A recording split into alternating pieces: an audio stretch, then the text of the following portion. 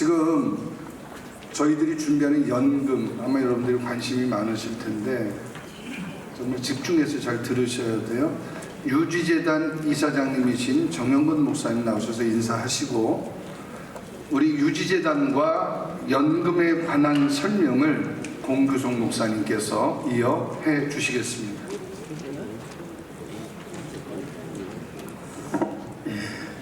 유지재단 이사장 정영근 목사입니다.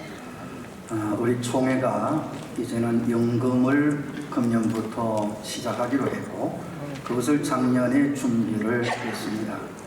그리고 금년에도 이것을 진행을 하는 데 있어서 많은 자금도 또 기도도 필요합니다. 여러분들의 목회를 좀 더 돕기 위해서 이를 관심을 갖고 시작하게 됐는데요. 이게 유지재단 산하로 두기로 지난번에 총회에서 결정을 해 주셨습니다. 그래서 총회, 우리 백석 총회 유지재단 안에 우리가 백석 총회 연금 사업단을 구성하고, 이 사업단에서 앞으로 모든 것을 유지되는 산하에서 이거 관리를 또 집행을 하도록 했습니다. 우리 경구성 목사님이 단장을 맡아서 이제 수고를 많이 해 주실 텐데, 일단 여러분들이 한번 이 PPT를 잘 보시면 기본적으로 이해가 되실 거고, 앞으로 이렇게 진행을 나갈 때 여러분들이 많이 협조해 주시면 감사하겠습니다. 자, 박수로 한번 환영해 주십시오.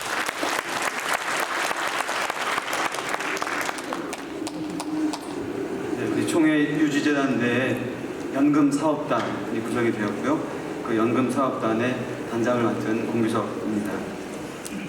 우리 총회가 이것을 결의하고 그동안 유지재단 이사회 내에서 여러 가지 모양으로 전문가들의 또 상담도 받고, 우리 총회 내에서 공총회도 여러 번 하고요. 이미 연금준비위원회가 지난 회기에 우리 부총회장 김동희 목사님 위원장님이셔서 탄탄한 기초 자료들을 준비를 해 주셨습니다. 그걸 가지고 이제 본격적으로 이번 회기에 이제 추진을 하게 되었는데요.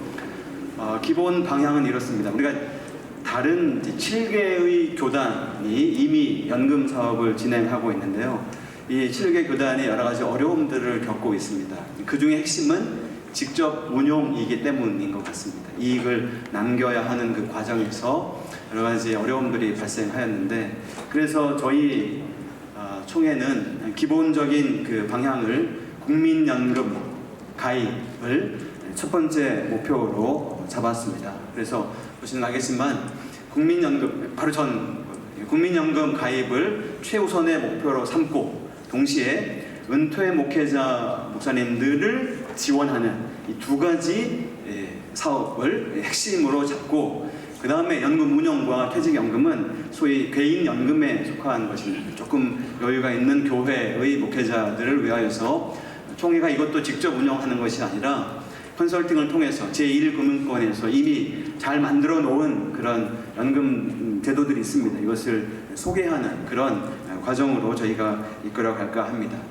그래서 이제 메인 타겟은, 중심 타겟은 국민연금에 가입하게 하는 것인데요.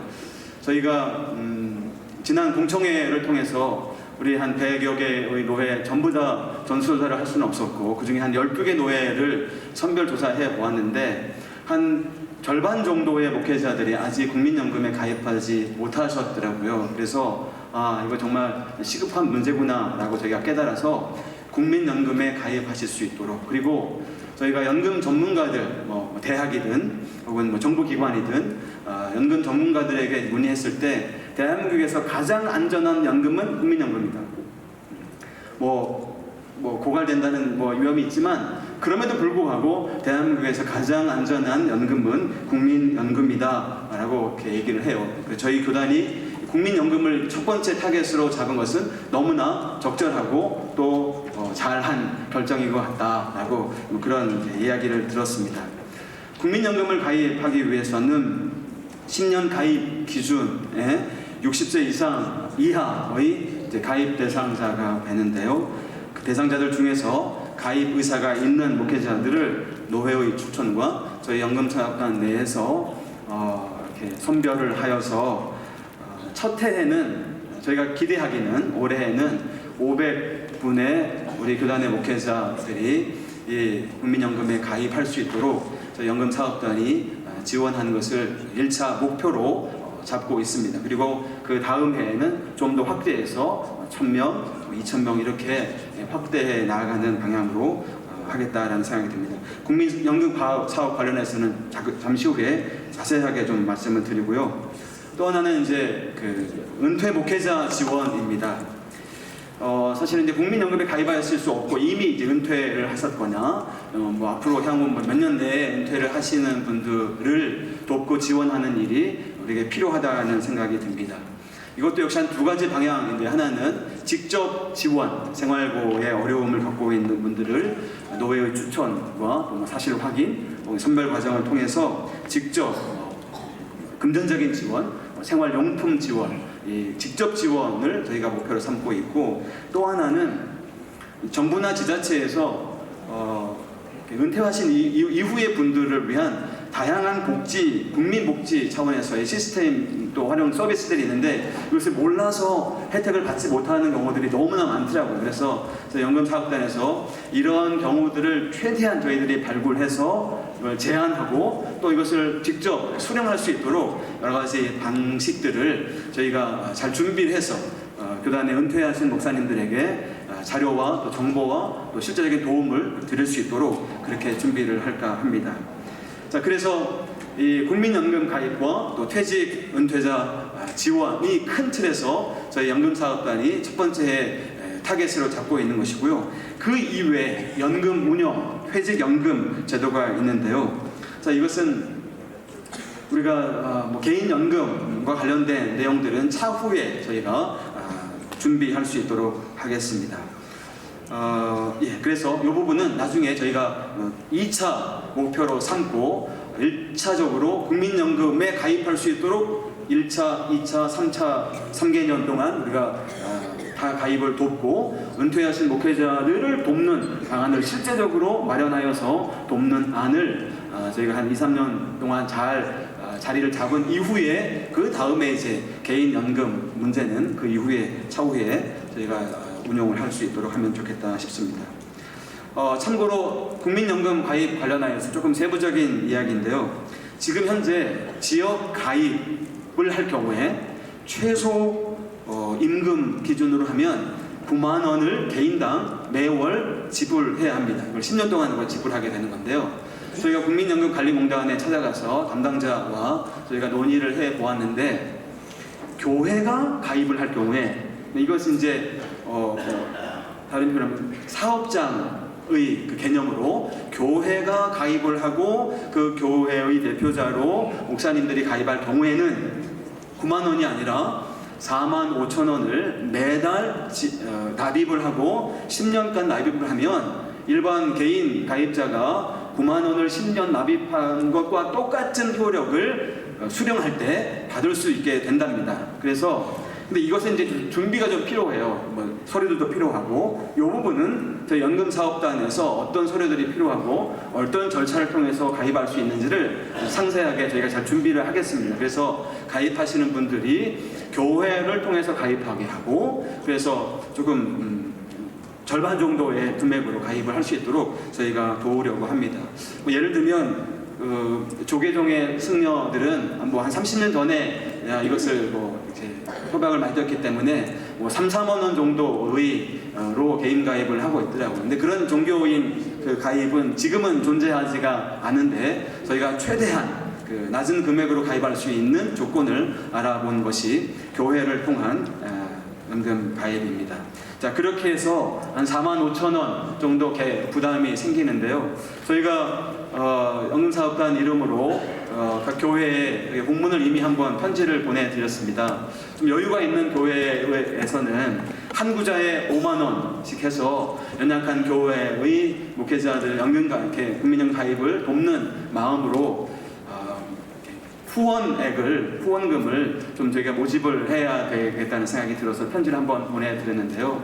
여러분 오늘 한번 들으시고 조금 여유가 있는 교회에서는 올해 아마 이미 그 예결산을 마쳤을지 모르겠지만 가능하시면은 한 구자에 5만 원을 10구자든 50구자든 100구자든 이렇게 매월 지원해 주시면 해당하는 그 수령 대상, 가입 대상 그 교회를 이렇게 연결해 주어서 교회가 뭐 한 교회, 5교회, 10교회를 매달 이렇게 지원하는 뭐 국내 선교회 개념으로 이렇게 후원해 주시면 좋겠다 싶습니다.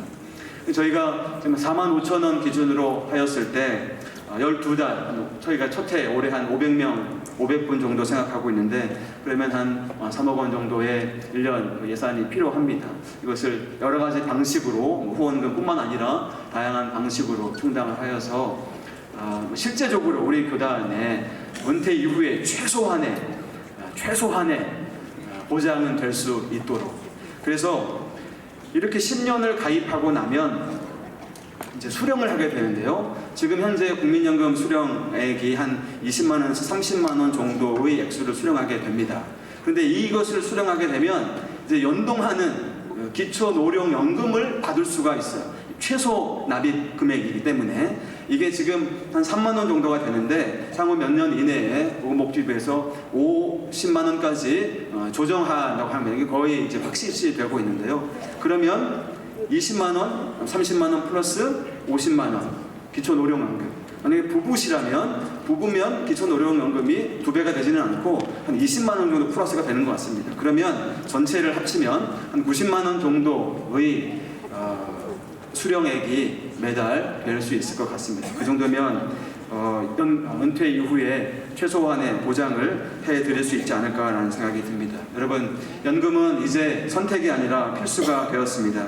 10년을 준비하면 개인이라면 70만 원 이상을 수령할 수 있게 되고, 우리 교단이 연약한 교회들 돕는 마음으로 좀 여기가 있는 교회들이 후원을 하셔서 이 일을 잘 정착하고 이루어갈 수 있으면 좋겠습니다. 노예별로 소개하고 설명하는 시간들이 좀 필요할 것 같은데요. 저희가 향후에 노예 서기 목사님들만을 모셔서 함께 준비하는 시간이 있었으면 좋겠다 싶고, 가능하면 저라도 누구라도 노예에 요청이 있으면 찾아가서 좀 더 자세하게 질문도 받고 상의도 드리도록 그렇게 하겠습니다. 아무튼 여러분, 올 한 해 첫 번째 해인데요. 우리 연금사업단이 이 일을 잘 고할 수 있도록, 제가 정말 잠이 잘 안 옵니다. 너무나 긴장되는 일이라서, 큰 일이라서요. 여러분 기도해 주시고 또 마음으로 협력해 주시면 감사하겠습니다. 고맙습니다. 이 자리를 채우셨으니까 최대한 이 들은 만큼 이득이다. 이거 들은 만큼 내가 다음에 돈을 많이 제작할 거다. 그리고 이제 지금 현재 국세청이 어떤 입장에 있는가, 그런 부분에서 가장 기초적인 부분에서 지금 1월달, 2월달, 3월달, 4월달 교회가 지켜야 될 중요한 것만 말씀을 드리고 그냥 시행 갈 테니까, 여기 자리에 앉아 계신 목사님만 이득입니다. 안 들어오신 목사님은 나 모르겠어요. 다음에 이제 혹시 문제가 터지면 연락 주시면 어쨌든 간에 저희들이 구제할 수 있도록 노력을 해드릴게요. 그래서 국세청 관련해서 문제가 생기지 않도록 아무튼 기도하고, 지금 현재 있는 현황만 빨리빨리 말씀을 한번 드릴 테니까, 이거 어떡합니까? 서울시까지 왔는데 말씀을 드리고 와야 돼. 중요한 내용들이니까. 그래서 지금 저는 우리 백석하고는 아주 오래된 관계로 되어 있는 김영근 회계사인데요. 아마 한 번씩은 들어보셨을까 생각되지만, 저는 이제 또 우리 한국교대 전체 교단이 한국교회총연합회라고, 한교총이라고 있잖아요. 한교총의 지금 대표 회장님 누구시죠? 장종현 회장님이시잖아요. 그래서 장종현 회장님의 하시는 일 중에 세무나 재정이나 회계 쪽을 총괄 담당하고 있는 제가 전문위원장입니다. 그래서 우리 백석을 포함해서 전체 우리 예장에 있는 합동, 통합, 우리 백석, 기타 뭐 우리 많은 우리 교단들, 그 다음에 감리교, 성결, 또 순복음, 전 교단, 34개 교단의 세무 재정 쪽을 담당하고 있는 제가 전문위원장인데요. 하지만 우리 백석이 오늘 중요한 행사가 있어서 이렇게 같이 조금이라도 이렇게 목사님께 전달을 해드리고자 자리를 잡았으니까 정말 잘 들으세요. 듣고 또 저를 놓칠 수도 있는데, 어쨌든 연락 체결할지는 번호 잘 기억하시고, 우리 주위에 있는 또 목사님한테나 교회나 전달을 해주기를 부탁을 드립니다. 이렇게 저하고 목사님하고 이렇게 만나는 1대1 관계가 굉장히 어려운 관계고, 저를 쉽게 만나지 못하는 그 제가 워낙 바쁘다 보니까 여기 온 것도 큰 시간을 내서 왔으니까 여기 와서 들으신 목사님과 이득입니다. 자, 시작하겠습니다. 우리 교회가 지금 여러 가지 일도 있고 우리 교단의 백석교단의 헌법도 있지만 우리 교회가 지금 허다히 잘못하고 있는 것 중에 가장 우리 교회의 운영체계가 정관이에요. 이 정관을 내가 똑바로 안 갖추고 이 교회에서 살림도 하고 목회를 하신다 그러면 다 엉터리입니다. 그런데 내 정관을 내가 얼마나 이해하고 있고 정확한 우리 교단 전체에 저희 같은 전문가가 이렇게 말씀드리는 표준 정관 정도라도 가지고 있어야 우리가 정상적 교회인데 한 장짜리 뭐 정관, 두 장짜리 정관 만들어 가지고 그걸 가지고 내가 교회 운영을 한다고 생각하시면 큰 오산입니다. 아주 잘못된 것이니까 이참에 내가 가장 틀리기 쉬운 것들 내가 갖고 있는 우리 목사님 교회 정관 중에 가장 틀리기 쉬운 것들만 제가 몇 가지로 말씀을 드릴게요. 굉장히 긴장하고 들으셔야 되고 이거 다시는 어디서 못 들으세요. 못 들으시니까 이왕 여기 지금 소수만 오셨어요. 그 오신 소수만 이득이에요. 자, 가장 틀리기 쉬운 것들 첫 번째가 공동의인데 우리 공동의 교회가 좀 전통적으로 이렇게 결의를 할 때가 출석 교인 제도를 많이 합니다. 출석 교인 제도는 이렇게 완전히 불법이다, 100% 불법이라고 하지는 않지만 예를 들어서 한 1000명이 있는 교회가 우리 교인이나 회원이 1000명이 있어요. 1000명이 있는데 우리 교회에 지금 무슨 회의 공동회의를 합니다.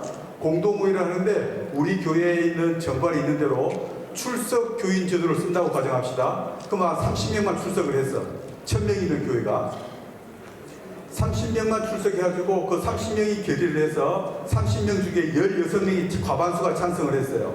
그렇게 해가지고 교회의 모든 의사결정을 할 수 있도록 되는 게 출석 교인 제도예요. 근데 지금 목사님은 나도 모르는 사이에 그냥 우리가 공동회에서 박수치고 여러분 다 통과됐습니다. 예산 통과됐습니다. 부동산 팔았습니다. 교단 옮깁니다. 별 것을 다 해도 그냥 오신 분들 박수 소리 들어가면서 우리가 결의하고 통과시키는 것이 출석 교인 제도예요. 이게 거꾸로 나쁜 세력이 교회에 들어와가지고 출석 교인 제도 우리가 예를 들어서 담임 목사 계시고 한데 부목사 혹은 장로 몇 명 하고 서로 손을 잡아가지고 이렇게 1000명 있는 교회에서 출석 교인 30명이 모여가지고 그 사람들이 교회 부동산 팔아먹고 교단 나쁜 교단으로 옮겨버리고 할 수 있어요. 근데 내가 그렇게 나쁜 게 정말 잘못되어 있는 정관을 손에 들고 있음에도 나쁜지 잘못된지도 모르고 있어 우리 목사님들이. 한 번이라도 내가 우리 갖고 있는 정관에 대해서 결의 방식을 한 번이라도 내가 고민하고 했는가를 한번 긴장을 갖고 해야죠. 안 그러면 우리 교회 목사님은 교회 회원일까요 아닐까요? 우리 목사님 어디 회원이세요? 노회원이에요. 노회원. 교회 회원이 아니에요. 그러니까 목사님은 여기 오셨지만 교회에서 결의할 수 있는 권한이 없어요. 누가 결의한다고요? 교회 회원이나 교인들이 결의를 하게 된다고. 근데 아무런 내가 법적 권한이 없는 사람이 내가 전반 만들어서 어떻게 할지도 모르면서 결의 방식을 1000명 있는 교회에서 출석교인 30명 못해가지고 그걸로 과반수 결의하는 그런 식의 병폐를 하시면 안 된다고 제가 일러 들어오신 거예요. 이거 제가 워낙 내용이 방대하지만 이거 지금 한 줄 한 줄 말씀드린 것은 우리가 뼈를 깎는 아픔을 가지고 이해하셔야 돼요. 이거 만약에 제가 여기 오신 목사님이라도 각 한 분이라도 각성해서 정관 고쳐서 우리 교회를 보호할 수가 있다면 저는 개인적으로 대박이에요. 한 교회라도 건질 수 있다면. 그런데 그런 것을 또 알아들을 수 있는 목사님은 알아들으셔. 또 그것도 한 귀로도 한 귀로 흘러가지고 못 알아들으신다 소용없는 것이고. 그 다음에는 은행에서 차입한다든지 우리가 부동산을 매각한다든지 은행 차입할 때 거기 있는 은행의 직원들 말 듣고 그냥 간단하게 운영위원회 회의록으로 그냥 은행 차입 결의해 주세요. 혹은 당의 회의록 가지고 차입 결의해 주세요 가지고 그걸로 하시게 되면 교회가 그걸로 돈을 벌리고 은행에다가 회의록을 넘겨주게 되면 그 배입제가 되고 그걸로 해서 손해가 교회에 미쳐서 크게 문제가 됩니다. 그래서 은행에서 돈을 빌리는 결의는 꼭 공동의 결의. 아니 정번에서 운영위원회에서 그냥 회의에서 돈 빌릴 수 있도록 우리가 제도가 돼 있어 라고 돼 있다 하더라도 그것은 무효예요.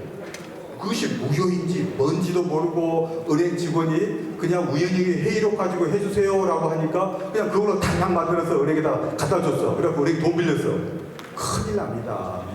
근데 큰일 난지도 몰라 우리 목사님들이 안타까운 것은. 그리고 이제 뻗듯이 그것을 하고 있어. 내 정관에다 이렇게 뭐가 잘잘못인지도 모르고 하고 있다는 문제예요. 저는 여기서 한 교회나 두 교회만 건지면 저는 대박 난 거예요. 못 알아들으면 안 되고 알아들을 목사님 알아들으세요. 자, 재산 관리하는데 부동산 처분하는데 부동산을 우리가 만들고 항상 처음에 목사님이 교회다가 헌신하니라고 내 돈으로 부동산 만들어 교회 넣을 수도 있어요. 하지만 목사님이 넣었던 부동산에 대해서 관리 방법을 정관에 정하지 않으면 교회 재산이 돼버려요. 그러면 그 부동산을 매각한다든지 처분한다든지 어떤 식의 변동이 있을 때 그 결의는 그 부동산을 만들어 조성했던 성도들 재산이에요. 목사님 재산이 안 되는 거예요. 그래서 성도들이 헌금을 모아가지고 만든 부동산의 처분에 대한 결의를 그 운영인에, 예를 들어 1000명 있는 교회가 운영인에 10명이 결의를 해서 부동산을 매각했다. 커다란 배임죄고 무효가 됩니다. 그리고 그걸로 매매계약까지 해서 부동산을 팔아먹었어. 똑같이 나쁜 세력도 돌아가지고 그렇게 추석교인이나 운영위원회를 구성해가지고 교회 중요한 예배당 부동산을 몇백억짜리를 팔아먹을 수 있어요. 그렇게 해서 어떤 동네에 있는 법무사 이야기를 듣는다든지 혹은 은행에 있는 사람의 직원 이야기를 듣는다든지 그렇게 해서 함부로 운영위원회를 개최해가지고 회의록을 갖다주는 병폐를 있으면 그걸로 인한 모든 계약이나 결의는 무효라는 거예요. 무효. 그래서 함부로 운영위원회 제도를 써먹지 마라. 근데 우리 목사님이 편하다고 그 운영위원회 제도를 활용해가지고 은행 차입도 하고 결의도 하고 교회 부동산도 팔아먹고 다 하시는데 그 대단히 위험한 거다. 저는 여기서 몇 분 목사님만 건지면 돼요. 저는 못 알아들어도 상관이 없습니다. 저는 넘어가겠습니다. 자, 회원 제도인데 우리 교회는 회원이란 제도를 하시려면 처음에 교회를 무조건 나오는 교인이 있어요. 그냥 출석하는 교인이 있고 그 다음에 세례를 받아야 돼요. 세례 교인이 있고 그 다음에 입교를 하는 입교인이라는 제도가 있어요. 입교인 다음에 교회를 진정으로 교회를 우리가 선거권이나 피선거권이나 결의권을 행사할 수 있는 중요한 사람을 회원이란 말로 별도로 관리할 줄 알아야 돼요. 목사님들이. 자, 우리 교회에 들어와 있는 교인은 누구누구 있다고요? 교인, 세례교인, 입교인, 회원. 이 네 가지로 내가 우리 교회의 구성원들을 법적으로 구분을 하지 않았다. 그러면 목사님들은 교회를 잘못 관리하고 있는 거예요. 법률적으로 틀리다는 그 말이에요. 그래 놓고 이것이 우리 교회뿐만 아니라 전 교단, 34개 교단, 감리도 문제가 있고 침례도 문제가 있고 순복음도 다 문제가 있는데 우리 백석이라도 이걸 좀 고치자고 해서 제한된 시간 내에서 빨리빨리 제가 말씀을 드리는데 자, 교회 구분은 4가지 하셔서 관리하셔야 돼요. 넘어갑니다. 너희 시간이 너무 없어서. 담임 목사님 처우. 우리가 담임 목사님 처우에 관한 것은 정관에서 기록해서 관리하셔야 됩니다. 그래서 특히 퇴직금 문제는 정관에서 기록을 하지 않으면 퇴직금을 못 받아갈 수도 있고 그래서 이 정관과 담임 목사님 관계 내 처우 관리는 정관이 정한다더라. 담임 목사 관리는. 그래서 그런 기억하셨다가 그럼 어떻게 해야 돼? 그때 연락 한번 하십시오. 내가 가르쳐줄 테니까. 자, 예산입니다. 교회 우리 예결산 하시죠? 지금 3분 남았어. 교회 예결산인데 교회 예결산 괜히 우리 재직부서에서 각 부서에 돈 얼마 쓴다고 모아다가 모아진 금액을 단순하게 더하기 위해서 세입, 우리 교회 세입 어떻게 합니까? 천수답처럼 매달 우리가 누가 11조 낸 거 가지고 기만 오기를 기다린 세입을 가지고 우리는 세출을 더하기 빼기 해서 모아가지고 지출만 해요. 그것은 초딩들이 하는 예산이에요. 그래서 교회는 분명히 예산에 대해서는 목표와 이 목표를 달성하기 위해서 어떻게 써야 될 것인가에 대해서 예산 지침서가 먼저 나오고 예산을 해야 되는 거예요. 그런 거 하지 않고 단순하게 그냥 내가 돈만 모아서 쓰겠다라고 생각하는 예산은 생각지도 하지 마세요. 자, 넘어갑니다. 알아들은 목사님 알아들으세요. 그래서 예산 편성할 때는 장기 목표부터 단기 목표까지 그 다음에 부서별 어떤 이런 부분들을 다 서술 형태로 관리를 해서 처리를 하셔야 된다는 거. 그래서 예산 지침서 꼭 기억하시고 우리 예산을 할 때는 지침서를 먼저 만들어 하더라 전문가가. 그 다음에 교회가 부목사가 있고 부목사가 있는 모든 교회는 한국에서는 수익사업을 대상 교회예요. 수익사업. 그래서 교회 고유번호증을 전부 다 사업자 등록증으로 변경을 해야 돼요. 부목사가 있는데 내가 고유번호증을 들고 있다. 그 엉터리 교회예요. 사업자도 수익사업을 하셔야 돼요. 그렇게 해서 부목사가 쓰는 모든 부동산들 사는 데에 대해서 교회하고 임대차 계약을 체결해야지. 임대차 계약을 체결한 그 부목사한테 부동산을 쓰게 했다. 그러면은 쓰고 있는 부동산의 시가에 대해서 증여세가 나옵니다. 그것이 북대전 세무서에 터져가지고 대전에 있는 교회가 난리가 났는데 그건 제가 50%밖에 못 막아들었어요. 자, 알아들을 수 있는 목사님 알아들으세요. 그래서 우리는 앞으로 부목사 있는 교회들, 임대사업하는 교회들, 그 다음에 우리 교회가 있는 예금이자, 우리가 예금이자가 있고 은행에서 우리가 세금 떼가는 교회 같은 경우는 그 법인세를 다 돌려받아야 돼요. 또 돌려받는 절차가 3월 달에 하는 절차입니다. 이 수익사업 3월 달 잊지 마시고, 그 다음에 4월 달 되면 우리 교회는 법적으로 공익법인이라는 말을 씁니다. 그래서 교회라고 못 알아들어요. 세무서 가서 공익법인에 있는 교회다라고 하셔야 돼요. 그래서 공익법인의 교회 있는데 그 공익법인 교회가 항상 고유번호증이 82가 돼 있어야 돼요. 89가 되면 우리 교회가 헌금을 받으면 받은 헌금에 대해서 증여세를 내야 돼요.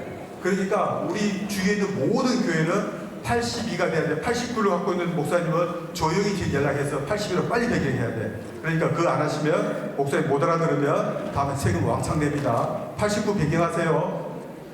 그 다음에 이게 이제 우리가 지켜야 될 교회가 공익법인으로서의 의무인데 이 중에서 이제 특히 우리 교회 재산이 5억이 넘고 수입이 3억이 넘는다라는 교회는 별도 관리를 하셔야 되니까, 특히 부동산을 매각한다, 부동산을 받았다, 부동산을 팔았다, 이런 식 교회가 있는 교회는 이 의무를 안 지키면 가산세나 증여세가 몽땅 나옵니다. 이게 제가 작년에 북대전 세무서에 터져가지고 제가 이제 막다가 이렇게 못 받고 왔는데, 아무튼 이런 주의를 하셔야 될 것. 그래서 공익법인으로서 교회를 이해를 가세요. 그래서 이 공익법인이라는 단어를 놓치고 있는 교회가 있다면 다음에 감당할 수가 없어요. 헌금 관리를 못 할 수가 있어요. 그래서 제가 시간이 다 돼서 할 텐데, 제가 한교총 차원에서 별도로 이렇게 관리를 합니다. 그래서 한교총 합동, 우리 한교총 합동 있잖아요. 합동에는 기독신문이나 감리의 웨슬리안 타임스나 친내 같은 경우에서 자기 신문에 대해서 대대적으로 지금 내가 특별기구로 싣고 있어요. 그래서 이런 책이나 이런 신문을 보셔가지고 오늘 못한 내용들이 이만큼 들었어요. 이 안에 꽉 찰 만큼 들어있으니까. 그래서 그래도 연락체계나 이런 것이 있다는 정도는 알고 연락할 수 있는 체계를 갖추시라고 제가 말씀드리고 나온 거예요. 그래서 오늘은 너무 많은 내용들이 있는데 아무튼 제가 너무 안타까운 시간인데 한번 이만하고 내려가도록 할 테니까요. 이렇게 교회가 문제가 터지면 우리 총회 본부를 통해서 연락을 할 수 있도록 하시면 되겠습니다. 네, 감사합니다.